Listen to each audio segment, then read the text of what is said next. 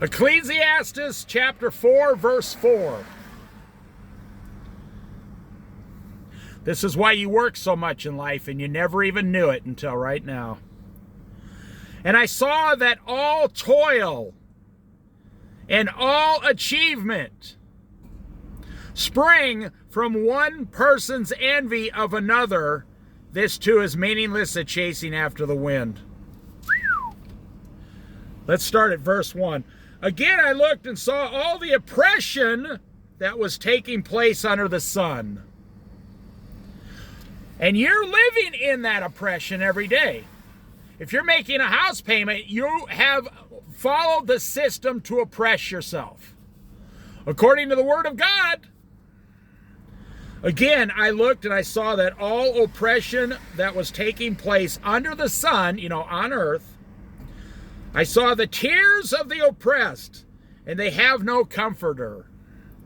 Power was on the side of the oppressors. Power was on the side of the bankers, the lenders, the oppressors, the government.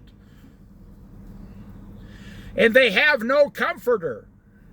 And I declared that the dead who had already died are happier than the living, because the dead are in heaven with Jesus, unless you went to hell. If you die in the Lord, you're better off in heaven with Jesus.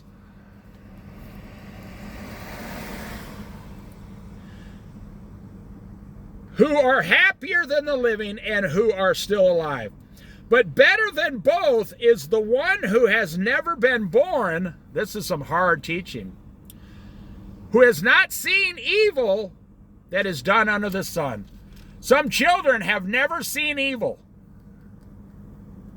because they were stillborn or they were aborted. They were never born to see the evil. Here we go. And I saw that all toil, work, and all achievement, labor, come from one person's envy of another person. And this is the hardest lesson I get you to understand. Everything you want is because somebody else has it. And I can hear you out there saying, no, Dave, no, that's just simply not true, Dave. Well, don't take my word for it.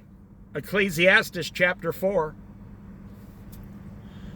Do you believe God is telling you the truth in Ecclesiastes Chapter 4? Take my name out of it. Do you believe God is telling you the truth? You say, yeah, but I want to pay off my house so I can get more equity. And I just read to you, you are living under oppression doing that, according to the Bible.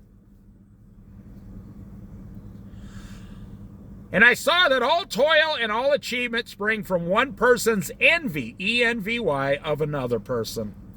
This too is meaningless. Now listen, this is my favorite verse in the whole Bible, saying, a chasing after the wind. Have you ever tried to chase the wind? Have you ever caught it? No, the answer is no. You can't catch the wind.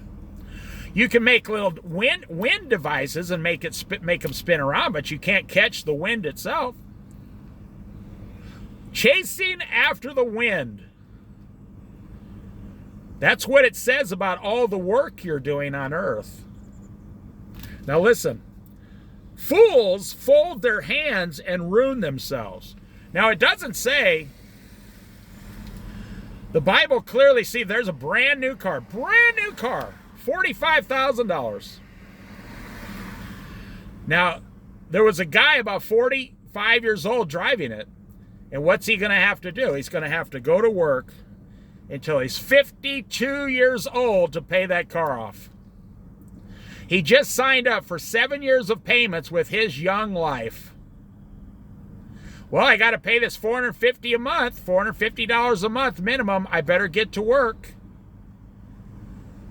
He wanted a new car because everybody in society has a new car.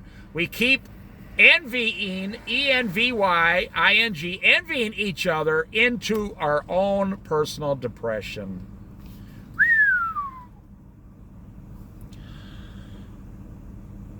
Now listen, You're supposed to work for your food. You're not supposed to be working for a $300,000 house. You're supposed to work for your family and put some in the savings. You're not supposed to be working for a 401k when you're 65. Your savings will take care of that. You're supposed to be following God, not your boss at work. The whole system is crumbling because we have put God aside and gone towards things, material things. Now, you might not want to admit it, but that's not my problem. That's between you and God. You're not going to affect my life at all. You just keep on struggling for 25 more years and see how you like it. You wonder why Americans are always in a bad mood, broke, and pushed down, and fat, and overweight, and sluggish, and tired? Just go look in their garage. The car, the house, everything useless that they do not need. Now, God's not telling you to be lonely. I mean lazy.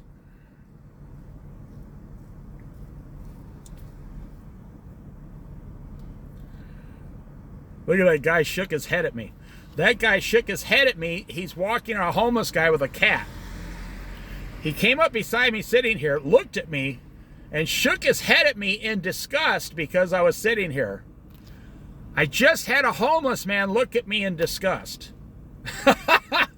Well, that's good, because what's it say about him? Fools fold their hands and ruin themselves.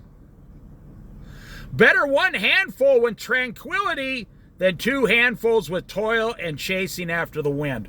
Listen, you're trying to get 10 handfuls. That's why you have 10 toils, T-O-I-L-S. That homeless guy walking with the cat, he doesn't even want anything. He doesn't even want one handful. He wants to be what the Bible calls a lazy sluggard and a fool. And he just wants to play with his cat and look at everybody in society like they're the problem, he's not the problem. But I guarantee if I went up and pulled out a $5 bill and said, hey, I want to give you $5, the guy, oh, you're my new best friend, sure. I could change that guy's mind for like $1.87.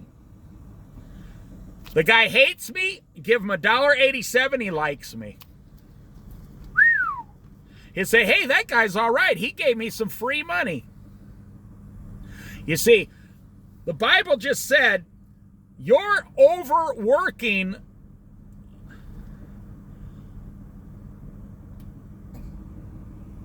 fools fold their hands and ruin themselves. Better one handful with tranquility than two. Here you are out there, 2 handfuls with toil and chasing after the wind and misery. You're trying to get 2 handfuls. You're going against God's system. Listen, better one handful with tranquility. That's me right there. They just described me. Better to have an old vehicle, completely debt-free, live in a 1-bedroom apartment, buy the cheap tires at Walmart for like $80 each, brand new, cook most of your food at home,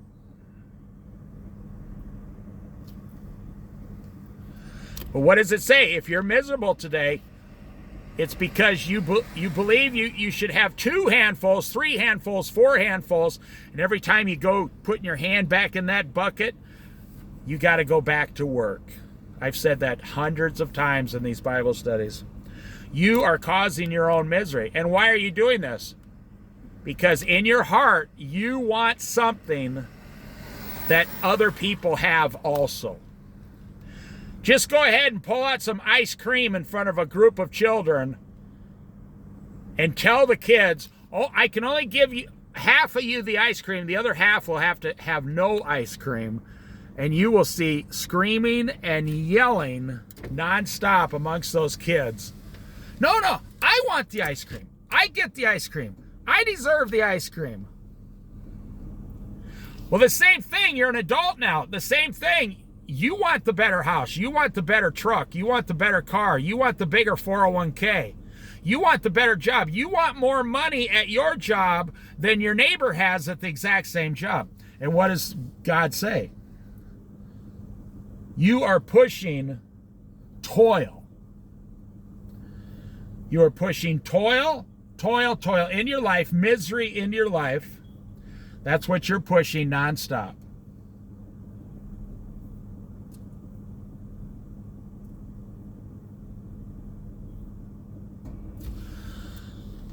Beautiful dog. Now think about it. The Bible just taught you how you can be completely tranquil with one handful and never have all this extra toil, and you can have more than enough and spend all your time with God and all your time with your family. That's what we're going to get into in the book of Ecclesiastes here.